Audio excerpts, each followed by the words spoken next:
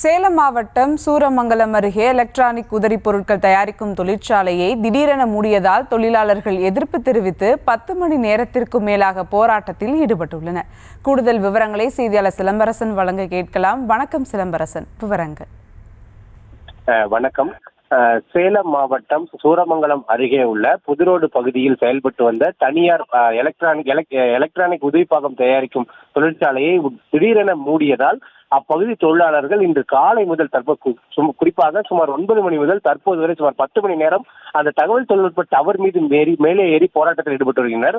குறிப்பாக கடந்த 35 ஆண்டுகளாக செயல்படும் இந்த கம்பெனியில் அவர்கள் தொழிலாளர்கள் நீண்ட காலமாக பணிபுரிந்து வருவதாகவும், குறிப்பாக ஆட்குறைப்பு நடவடிக்கை எடுக்க தொழிற்சாலையை முடிவெடுத்த பொழுது அதை கண்டித்து போராட்டத்தில் ஈடுபட்ட நிலையில் தொழிற்சாலையை திடீரென மூடியதால் அவர்கள் என்ன செய்வது என்று தெரியாமல் தற்போது தொடர்ந்து போராட்டத்தில் ஈடுபட்டு வருகின்றனர். குறிப்பாக காலை 9 மணிக்கு தொடங்கிய இந்த போராட்டம் தற்போது வரை தொடர்ந்து நடைபெற்று வருகிறது. குறிப்பாக ஆண்கள், பெண்கள் என 10க்கும் மேற்பட்டோர் அந்த தகவல் தொழில்நுட்ப டவர் மீது ஏறி அமர்ந்து போராட்டத்தில் ஈடுபட்டனர்.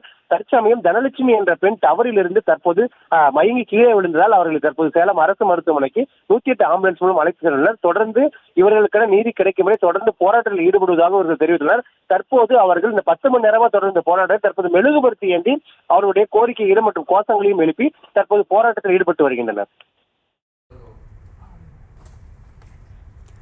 விவரங்களுக்கு நன்றி சிலம்பரசன்.